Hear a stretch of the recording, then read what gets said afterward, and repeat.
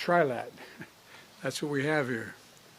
But before we dive into the progress we've made today, if you excuse, we used to say in the Senate, a point of personal privilege, I want to start by expressing my appreciation for the contribution that your countries have made toward the relief following the devastating wildfires in Hawaii. I want to thank you both on behalf of the American people. I also want to note that my team is closely monitoring Hurricane Hillary, which has the potential to bring significant rain and flooding to Southern California. FEMA has prepositioned personnel and supplies in the region, and they're ready to respond as needed. I urge everyone in the path of this storm to take precautions and listen to the guidance from state and local officials. And you've heard me say it before, the Republic of Korea and Japan are capable and indispensable allies.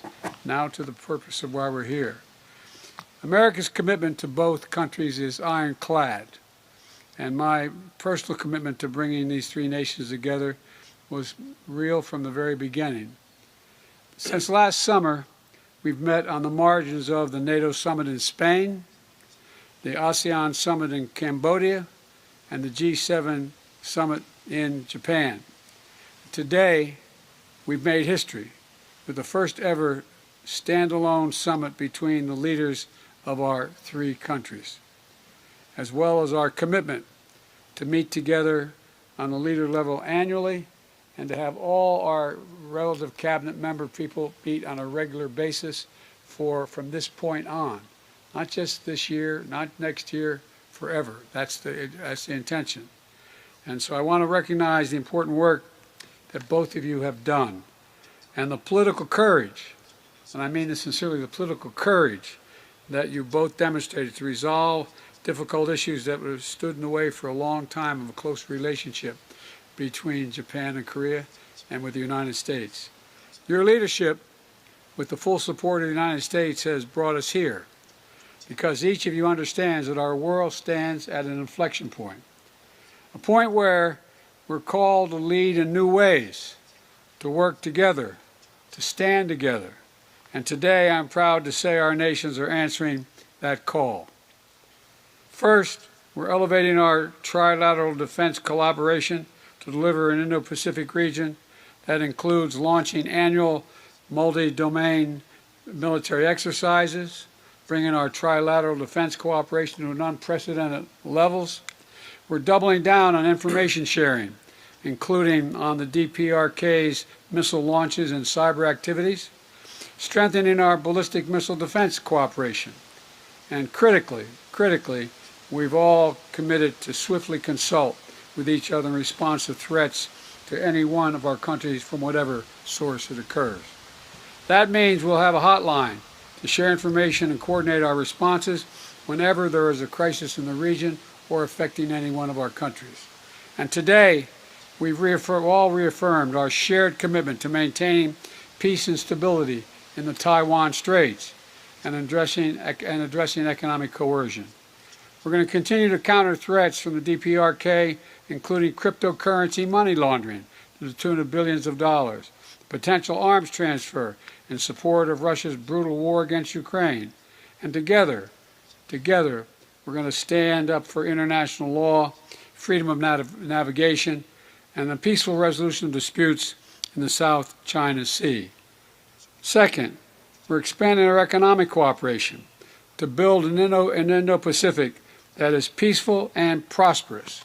Today, we've committed to launch a new, what we call a supply chain early warning system, supply chain early warning system pilot, and which will alert our nations to disruptions of certain products and materials like critical minerals or batteries, so we can get ahead of the issues as they appear with the experience that we've experienced during the pandemic.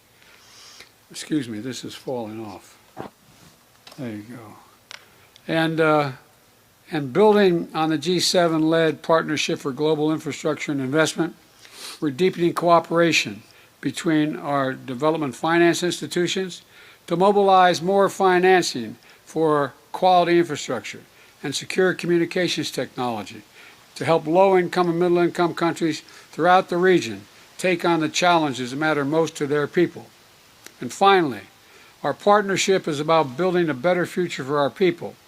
That's why we're deepening our cooperation on global health and launching a Trilateral expert exchange in support of the U.S. Cancer Moonshot Initiative. That's going to, I believe, change cancer as we know it. It matters a great deal to me and to families all across our 3 countries. In the United States, we are revolutionizing the way we do cancer research, and together, the 3 of us, I'm confident we can harness our shared spirit of innovation and end cancer as we know it. We're also launching a new collaboration between our national laboratories and advance our science knowledge and technological capabilities together. As we do, we'll work in lockstep to set the standards for safe, secure, and trustworthy emerging technology, including artificial intelligence, which a lot of work has to be done on. Let me close with this. Mr. President, Mr. Prime Minister, this is the first summit I've hosted at Camp David as President. I can think of no more fitting location to begin our next era of cooperation, a place that has long symbolized the power of new beginnings and new possibilities. In the months and years ahead, we're going to continue to seize those possibilities together, unwavering in our unity and unmatched in our resolve. This is not about a day, a week, or a month. This is about decades and decades of relationships that we're building. Mr. Prime Minister, Mr. President, I want to thank you for your leadership, and I say it again, for your courage that brought us together. And I look forward to working with both of you ahead. Now I will yield to, who am I yielding to? Distinguished guest, the President of the Republic of Korea. We needed the voice of God to tell us that. First of all, I'd like to thank President Biden for his warm hospitality. It is a great pleasure to visit Camp David along with Prime Minister Kishida. Camp David is a site that bears historical significance where important diplomatic decisions were made at critical junctures of modern history. In order to respond to today's unprecedented polycrisis, the ties between our 3 countries, which are the most advanced liberal democracies in the region and major economies leading advanced technology and scientific innovation, are more important than ever.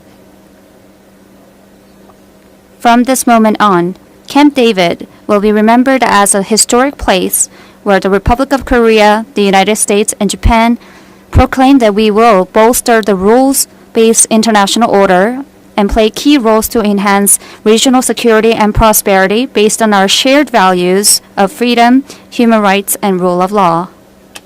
Today, we, the 3 leaders, held the very first standalone Trilateral summit, marking a new chapter in our trilateral cooperation. Today, we have agreed on the Camp David principles that will function as the enduring guidelines for our trilateral cooperation. In addition, we have developed the spirit of Camp David, which is a document embodying the vision of our trilateral cooperation and ways to translate our will to cooperate into action. First of all, to facilitate the stable development of our trilateral cooperation, we have built the institutional basis for the trilateral cooperation at multiple levels and sectors. In addition to making our trilateral summit regular, we have agreed to have our government's personnel at all levels, including foreign ministers, defense ministers, and national security advisors, meet every year to closely coordinate our trilateral cooperation. In particular, we, the 3 leaders, have agreed to establish a communication channel so we can swiftly coordinate and respond together in case an urgent issue occurs in the region. Furthermore, to bolster our trilateral strategic cooperation in the Indo-Pacific, our 3 countries will establish the ROK-US-Japan Indo-Pacific Dialogue, which will discover new areas of cooperation. Also, along with the economic security dialogue led by our 3 countries' NSCs, we have agreed to found a consultative body for development policy coordination and also build cooperation frameworks in various sectors, including global health and women empowerment. We have also decided to hold our ROK, US, and Japan Global Leadership Youth Summit to strengthen ties between our future generations. Second, we have agreed to step up our security cooperation to ensure our people's safety and peace in the region based on the now institutionalized cooperation framework. First of all, to this end, we have consulted on practical ways to cooperate aimed at improving our joint response capabilities to North Korea's nuclear and missile threats, which have become sophisticated more than ever. The real-time sharing of DPRK missile warning data, which was agreed upon during the Phnom Penh summit last November, will be activated within this year, and this will make a significant progress in strengthening our three nations' capabilities to detect and track North Korea's missiles. In countering the DPRK's nuclear and missile threats, we concurred that trilateral defense exercises were crucial. As such, annual plans will be established for the ROK-US-Japan drills we committed to. In the meantime, as North Korea funds its nuclear and missile programs by exploiting labor and human rights, efforts to monitor and stem such activities will be redoubled. To deter the DPRK's illicit funding activities, a new trilateral working group on DPRK cyber activities will be established. Moreover, Korea, the US, and Japan, in their pursuit of Indo-Pacific strategies, oppose any unilateral attempts to change the status quo by force. Respect for sovereignty, territorial integrity, the peaceful settlement of disputes, among others, undergird a rules-based international order that we resolve to safeguard by intensifying our collaboration. As part of such endeavors, our three nations agreed to support ASEAN and Pacific Island countries with their maritime security capacity building efforts. Furthermore, to help Ukrainians regain freedom and pursue reconstruction, we are determined to increase our three-way coordination. Next, we, the three leaders, discussed how to work together to promote shared prosperity and future growth. First of all, in the field of economic security directly linked to our national economies of the three countries, we will work to expand our strategic partnership. To ensure global supply chain resilience and energy security, we pledged to bolster our trilateral cooperation. To manage global supply chain risks, an early warning system will be established together. In addition, we decided to broaden our collaboration in the field of cutting-edge technologies to secure future growth engines. Specifically in AI, quantum, bio, and next-generation telecommunications, and space sectors, cooperation among our three countries will deliver powerful synergies. Korea, the US, and Japan committed to have their national laboratories expand joint R&D and personnel exchanges, providing a cornerstone for the three countries' leadership in science and technology innovation. Moreover, for the sake of shared prosperity in the Asia-Pacific, in line with the needs of ASEAN and Pacific Island countries, effective support measures will be sought and implemented collectively. Today, we, the three leaders, affirmed our commitment to the trilateral partnership towards a new era and possibilities thereof. Grounded in the core values of freedom, human rights, and the rule of law, a strong alliance of values among Korea, the US, and Japan will help build a world that's more peaceful and prosperous by serving as a sturdy foundation. Mr. President, I thank you once again for your hospitality. Next time, I hope that we will be reunited in the Republic of Korea. Thank you. Distinguished guest, the Prime Minister of Japan. President. Thank you. First of all, in Maui, Hawaii, wildfires caused devastating damage. I express my sympathy, and I really pray for the peace of those who have lost their lives. In order to offer support, a total of $2 million worth of support by our country has been decided, and therefore the relief for the affected people and for the earliest recovery of the affected areas, Japan will proactively do our contribution. Today, I have visited Camp David, and the three of us have spent a truly meaningful time. I express my heartfelt gratitude to Joe for the kind invitation. Together with Joe and President Yoon, this has been a precious opportunity for myself to further deepen the relationship of trust and confidence. For the first time ever, instead of in the sidelines of multilateral conferences, we have held the Trilateral Summit on a stand-alone basis. Here at Camp David, numerous historical meetings have taken place, and it is a huge honor to have printed a fresh page in its history with this meeting. The foundation of the trilateral collaboration are the solid, firm, bilateral relationships. The three of us have understood this more than anyone else and have executed our understanding in practice. In January this year, I visited the United States, and later President Yoon visited Japan in March, and then to the US in April. And in May, I myself traveled to South Korea, and we have bolstered our mutual relationship. At the moment, the free and open international order based on the rule of law is in crisis. Due to Russia's aggression of Ukraine, the international order is shaken from its foundation.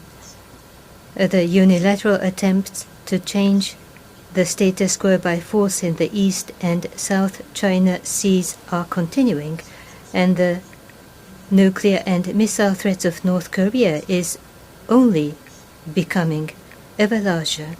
Under such circumstances, to make our trilateral strategic collaboration blossom and bloom is only logical and almost inevitable, and is required in this era. The three of us here today declare our determination to pioneer the new era of Japan-US ROK partnership. How we will advance the cooperation of our three countries going forward, I will discuss from three perspectives. Firstly, the coordination between the Japan-US and the US-ROK alliances will be reinforced, and trilateral security cooperation will be brought to a new height. At this meeting, we agreed to hold the Japan-US-ROK multi-domain joint exercises on an annual basis. Furthermore, regarding the real-time sharing of North Korea's missile warning information that we agreed last November, the initial steps have been implemented, and an important first step has been advanced towards the launch of the mechanism by the end of the year. We also agreed on the establishment of the working group on North Korea's cyber activities, considered to be the source of finance for nuclear and missile development, and on other matters. The second point is the promotion of cooperation between the United States, Japan, and South Korea, and the expansion of their areas of cooperation. Regarding the response to North Korea, in addition to strengthening regional deterrence and response capabilities, the three countries agreed to strengthen cooperation for the full implementation of sanctions and to work closely together in the UN Security Council, where all three countries will be members in 2024.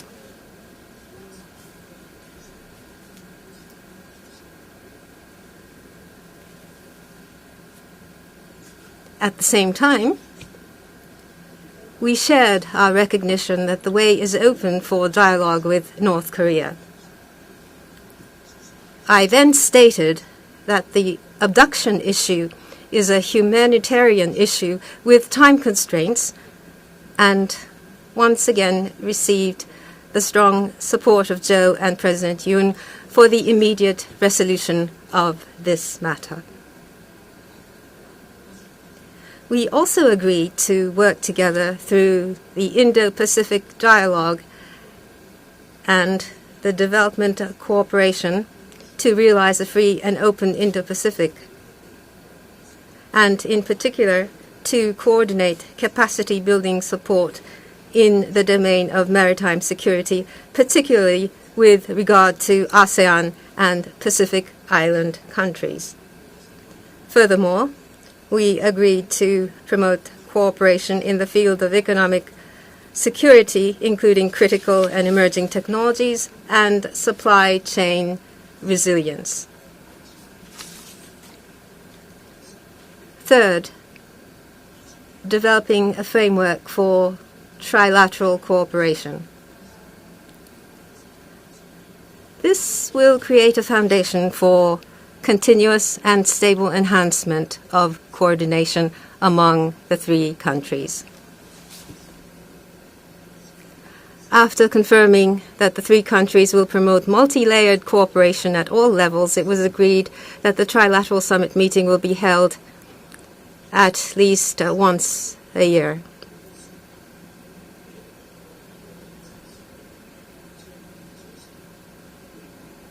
And likewise, the Ministers of Foreign Affairs, Defense, and National Security Advisors will each also meet at least once a year.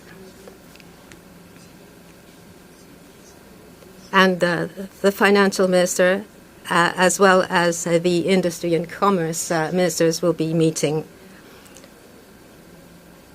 We will consider the Camp David principles issued today at a historic turning point for the international community to be a new compass for trilateral cooperation, and we will vigorously implement the concrete cooperation outlined in the Camp David statement of Japan, ROK, and U.S. on our partnership. Together with Joe and President Yoon, we will continue to work to further strengthen the strategic partnership between the three countries in order to safeguard a free and open international order based on the rule of law. Thank you. Thank you. Now we have time for questions. President Biden, please select your reporter first. Samira of the AP. Thank you, Mr. President. I have a question for each of the leaders. It'll be brief but related. President Biden, first for you, how confident should Asia be about a robust American commitment to a nuclear umbrella when the commander-in-chief who preceded you and is looking to succeed you spoke openly about reducing the U.S. footprint in the Korean Peninsula? President Yoon, how much confidence can Japan and the U.S. have about Seoul's long-term commitment to rapprochement when polls show the solid majority of Korea disapproves of your handling and mending of the forced labor issue? And Prime Minister Kishida, what assurances can you give to your country's citizens who fear bolstering your security cooperation in this matter could lead to the country into an economic Cold War with China? And if you'll indulge me, Mr. President, on a domestic matter, what is your reaction to the special counsel appointment last week into your son? Thank you. Well, first of all, look, there's not much, if anything, I agree on with my predecessor on foreign policy. His America First policy, walking away from the rest of the world, has made us weaker, not stronger. America's strong with our allies and our alliances, and that's why we will endure. And it's a strength that, quite frankly, increases all or three of our strengths. This is just about one summit. What makes today different is it actually launching a series of initiatives that are actually institutional changes in how we deal with one another. And security cooperation, economic cooperation, technology cooperation, development cooperation, consultation exercises, and all of this will create its own momentum, I believe, year by year, month by month, to make the relationship stronger and more certain to remain, to be in place. And with regard on these results, I think are going to keep it going, and I think are going to benefit all our countries. And with regard to the second question, I have no comment on any investigation that's going on. That's up to the Justice Department, and that's all I have to say.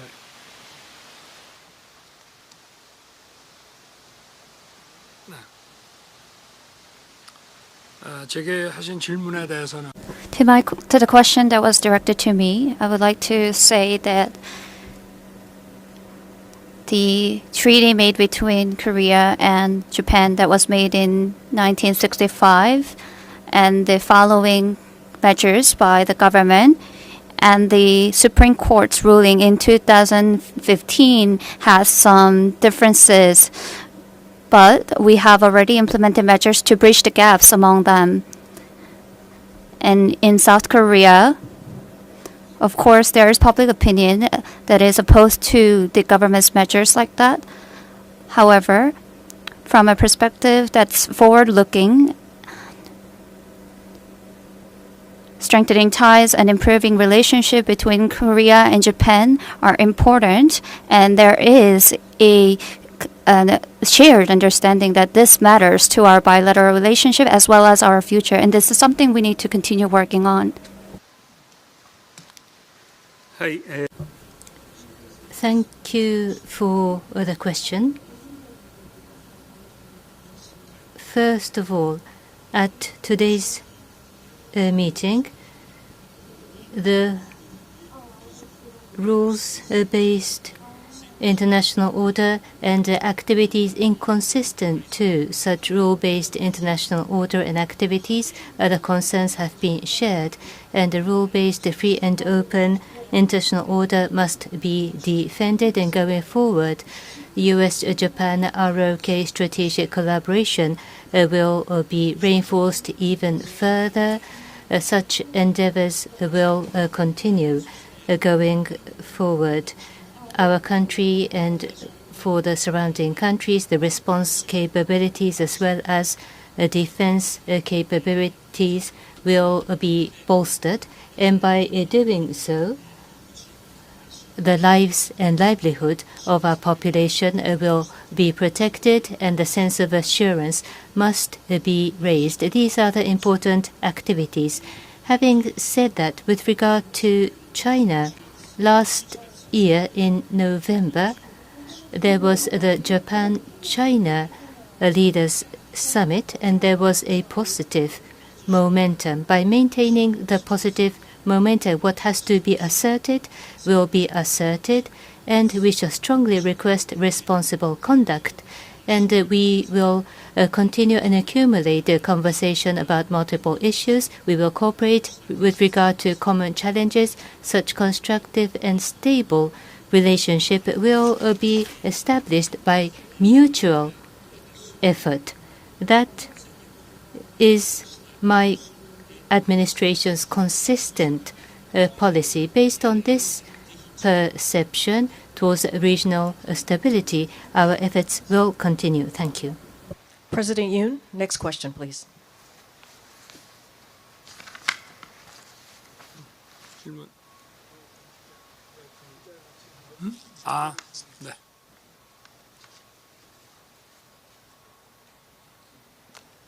자, 우리 Money Today. Please go ahead and ask a question. The reporter from Money Today, reporter named Jongjin Park, please go ahead with your question. Hi, I'm Jongjin Park of Money Today. First of all, I would like to ask a question to President Yoon of the Republic of Korea. I heard that you stated that a new chapter has opened in our trilateral cooperation with the two countries. Compared to the previous summits, what would be the most significant outcome that you gained through this summit? And also, from the perspective of our people, what would be the benefit that the people of Korea would feel from these strengthening of ties? And now my question goes to President Biden. During this summit, the issues of detainees or prisoners of wars, and you mentioned that there will be further cooperation in these human rights issues, and you also said you would support the free and peaceful Korean Peninsula and the region. And what kind of shift would there be in your policy, and what kind of specific solutions do you have in these regard? Lastly, I would like to direct my question to Prime Minister Kishida. Today, we had the historic trilateral summit. However, there was much backlash and many concerns in Korea. However, President Yoon showed his political courage to do so. That's the international community's evaluation. However, there are still concerns that Japan is making very passive efforts to resolve our issues that still remain. And also, how would you be able to show your truthful willingness to resolve and improve our bilateral relations going forward? First of all, this trilateral cooperation amongst our three countries has opened a new chapter, and we made that announcement today. To talk about the differences from the past cooperation, for instance, in the past, it was about individual issues that we sought cooperation among ourselves. But now, as we have opened a new chapter in our cooperation for security, economy, science and technology, and development cooperation for the Global South, health, and women, across all of these issues, our three countries decided to closely work together, so it's much more comprehensive in nature. Such comprehensive cooperation has been launched by us today because currently we face complicated crisis and the threat from the DPRK. And across the world, we believe that we can together make a contribution to freedom and peace around the world. So that is our foundational understanding and our common and shared interests of the three countries, and not just for exclusionary interests of ourselves. Our interests are well aligned with the universal interests of the members of the global community. That's where we find our shared interests lie. And at the same time, this framework of comprehensive cooperation among our three countries will contribute to global supply chain resilience, global financial market stability, cooperation in the frontier technology sectors and science. Our three countries together have the best-in-class expertise in science and technology, and we are the ones who are implementing liberal democracies. Naturally, progress in science and technologies will bring benefits, tangible benefits to our people, not just in terms of security, but also in terms of economy and science and technology. But what is most important here is not about our own interests only. When we put our forces together, I believe that we can make a contribution to the advancement of freedom and peace in the world. And that is exactly where our interests are aligned. Look, back in May of 2022, I met with the families of the Japanese abductees during my visit, heard their stories, and empathized with them and got a sense of the pain they're feeling. It's real. We know there are many families out there who still wait and worry and wonder, and we're not going to forget about them or their loved ones. And there's clear language on this on our joint statement. The bottom line is this, that we share a common position. We're committed to working together to see the return of all prisoners of war and those who have been abducted and detained. And by the way, one of the things we get asked many times, and I wasn't directly asked but implied, is what makes us think any of this is positive? Success brings success.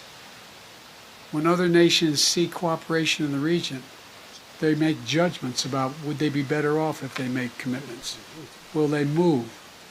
Think about, as students of history, all of you, and you are, think about how many times successes have generated other successes when you don't anticipate it. And so I just think this is we're not going to forget, we're not giving up, and we're going to continue to make the case for the freedom of all of those detainees.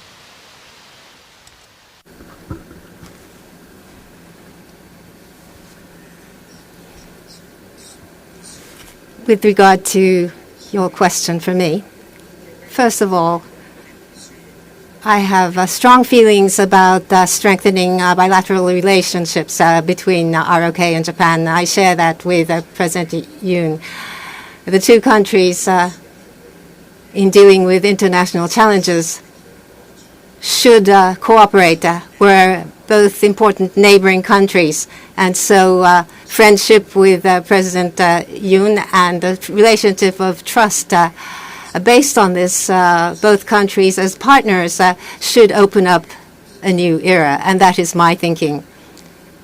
This year, President Yoon came to Japan, and I visited the ROK. At international fora, we have repeated meetings. We have had repeated meetings. And between our two countries, including the economy and security, we've had forward-looking and concrete approaches which were started. It's already in motion dynamically. Economic security dialogue was started, or it has been decided on. In the area of export control, there have been progress, and also financial ministers and defense ministers have had meetings.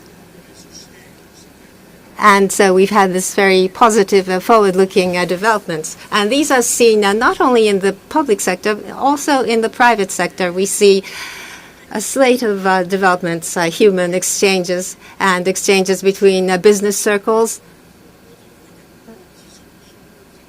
We're seeing very active developments in all of these areas, and that is a reality. Going forward, we hope to accumulate these approaches along with President Yoon to strengthen our bilateral relations even further by generating results. We hope that people will understand Japan's feelings toward our bilateral relations, and we'd like to continue such efforts. Thank you.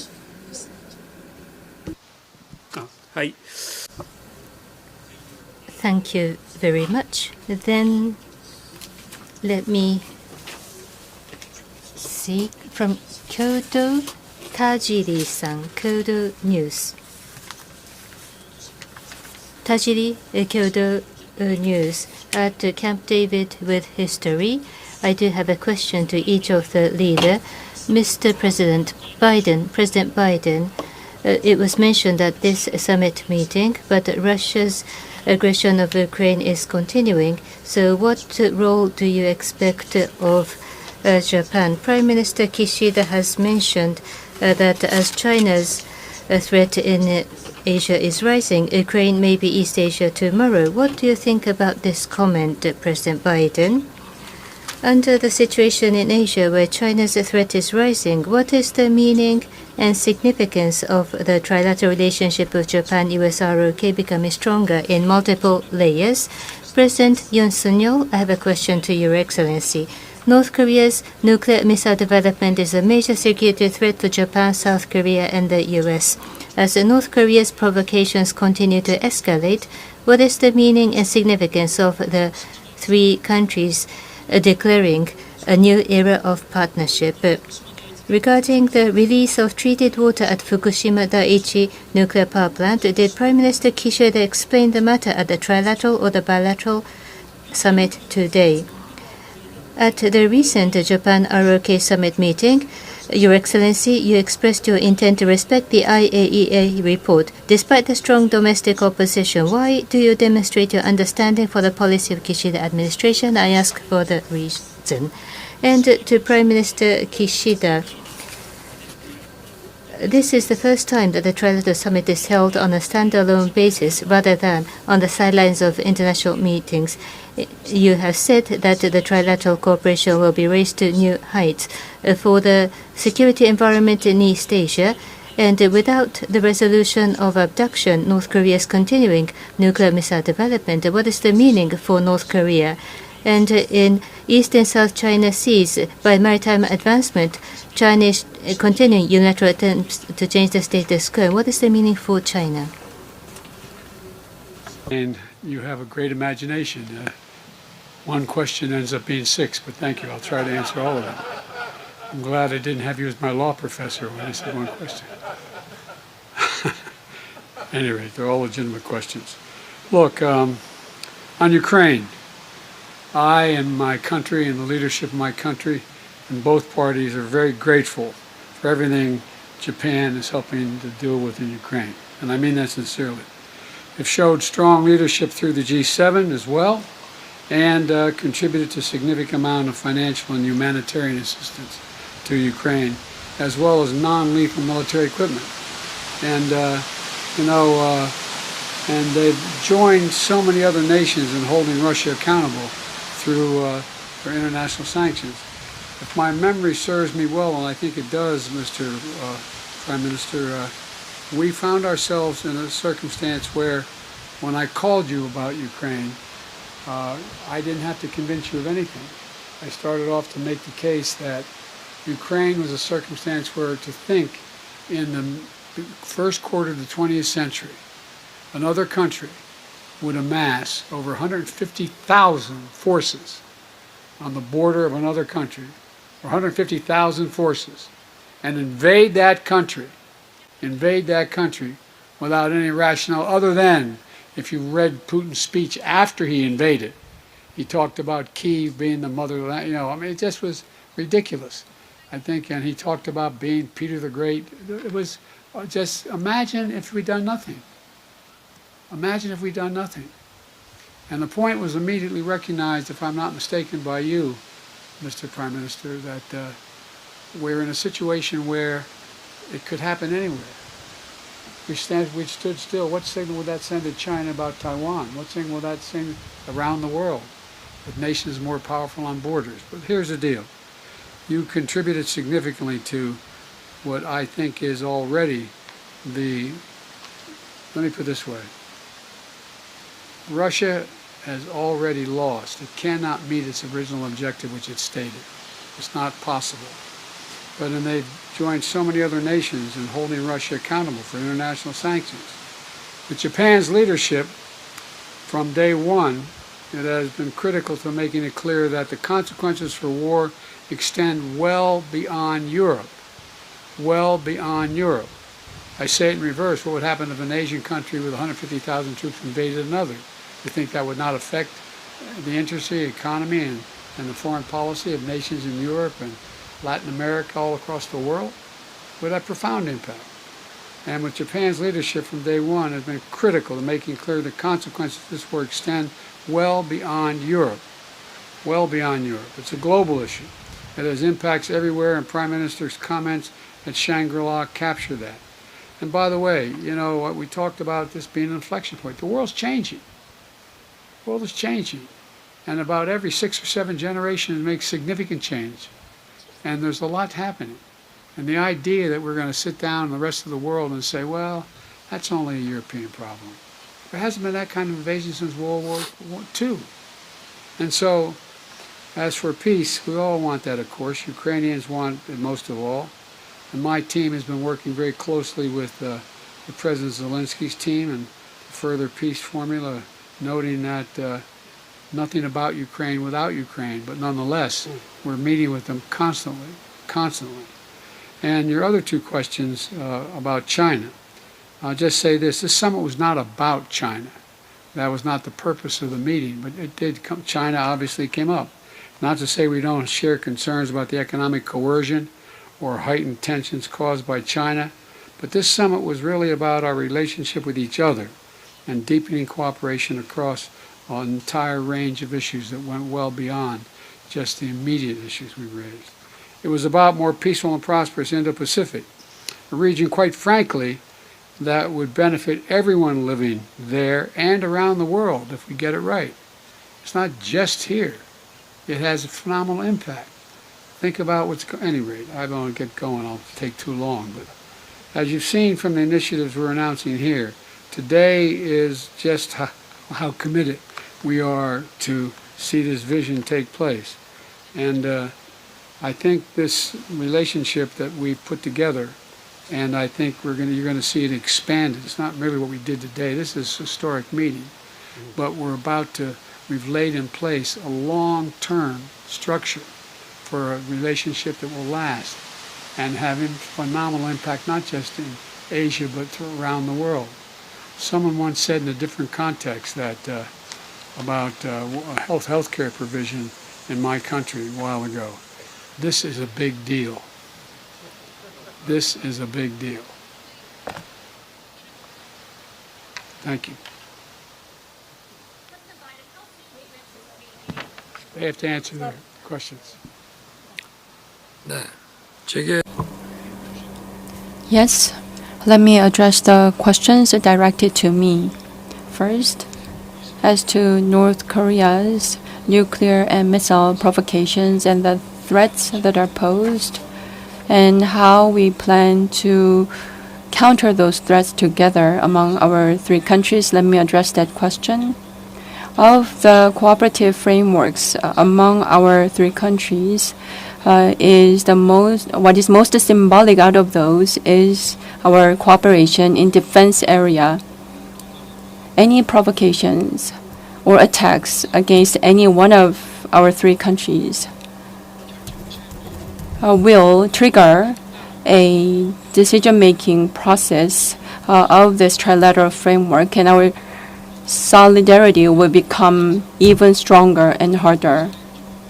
And at the same time, missile information will be shared in a real-time basis, and systematic training and drills will be implemented in accordance with the systematic annual schedules, regular schedules, and regular trainings that we plan to carry out together against the DPRK's missile provocations. That will be our response. And at the same time, regarding your question concerning the water release from the Fukushima plant, as a matter of fact, that issue was not addressed during our summit because it was not on the agenda. But still, let me try to address that question. The Fukushima plant's treated water, if it's going to have some type of impact, it would flow through the entire Pacific Ocean, having an impact not just on our 3 countries, but all countries around the world. As such, for the sake of safety and health of the people of our 3 countries and all members of the international community, that should be something that we need to place the highest priority on. Regarding this treated water based on scientific principles, all of the processing should be carried out accordingly. And at the same time, internationally recognized and reliable IAEA's investigation results are something that we can trust. And I would like to make sure that everything is conducted and carried out in accordance with the procedures established by the IAEA, together with the international community and also together with the Koreans. Transparent data disclosure would be necessary, in my opinion. Thank you. The question to myself, as you mentioned, nuclear and missile development by North Korea or unilateral attempts to change the status quo in the East and South China Seas are ongoing, and the security environment surrounding our three countries, it is becoming increasingly harsh day after day. Under this backdrop, on this occasion, we agreed to enhance the coordination between the U.S.-Japan and the U.S.-ROK alliances and to bring the Trilateral Security Cooperation to new heights. This is indeed the requirement of this era, and by this summit, I am sure that the Trilateral Security Cooperation will further advance and reinforce the regional peace and stability. In particular, with regard to North Korea, we were able to put forward concrete results such as the implementation of annual Japan-US ROK multi-domain joint exercises and the establishment of a working group to address North Korea's cyber activities.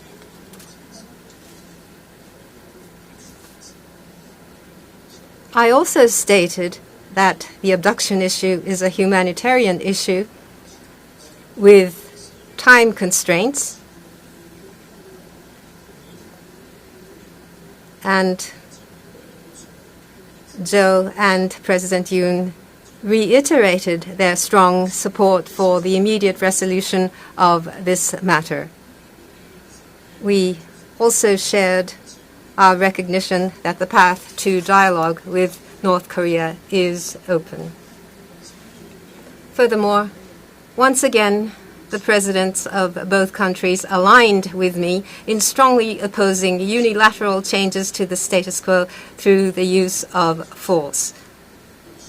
We will continue our efforts to further strengthen the strategic partnership among the three countries in order to defend the free, open, and international order based on the rule of law.